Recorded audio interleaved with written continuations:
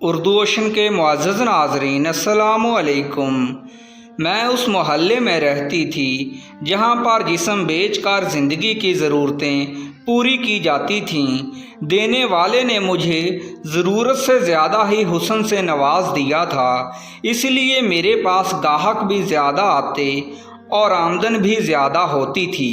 اکثر میری ہم عمر لڑکیاں مجھ سے حسد کرتی تھیں کیونکہ ان کو گاہک کے انتظار میں زیادہ دیر تک انتظار کرنا پڑتا تھا۔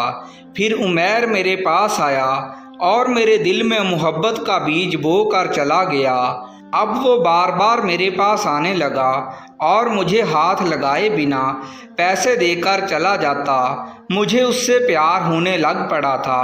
اس نے مجھے عزت دی اور زندگی نئے سرے سے شروع کرنے کا خواب دکھایا، اور ایک دن میں نے یہ ناپاک زندگی چھوڑ کر اس سے نکاح کر لیا اور اس کے ساتھ رہنے لگی۔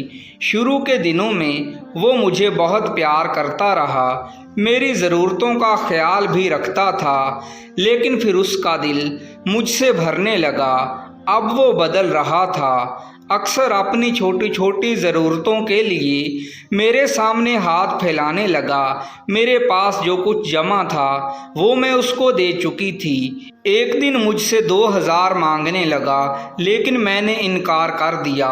مجھے کہنے لگا، تم نے کون سا محنت کر کے کمائے ہیں، جسم ہی تو بیچتی رہی ہو۔ اس کی بات نے میرے دل پر چوٹ لگائی۔ میں نے کہا کہ وہ میرا ماضی تھا، اب میں آپ کی بیوی ہوں، آپ کی عزت ہوں۔ وہ خاموشی سے گھر سے باہر نکل گیا۔ شام کو گھر واپس آیا تو اس کے ساتھ 2 لڑکے اور بھی تھے۔ میں نے پوچھا کہ یہ کون ہیں، تو کہنے لگا کہ ان کے ساتھ کمرے میں جاؤ اور ان کو خوش کر کے آؤ، میں نے ان سے ایڈوانس پیسے لے لیے ہیں۔ میں بہت گھبرائی اور رونے لگ پڑی، لیکن اس نے میری پرواہ نہ کی۔ کہنے لگا، اب کیوں پارسا بن رہی ہو؟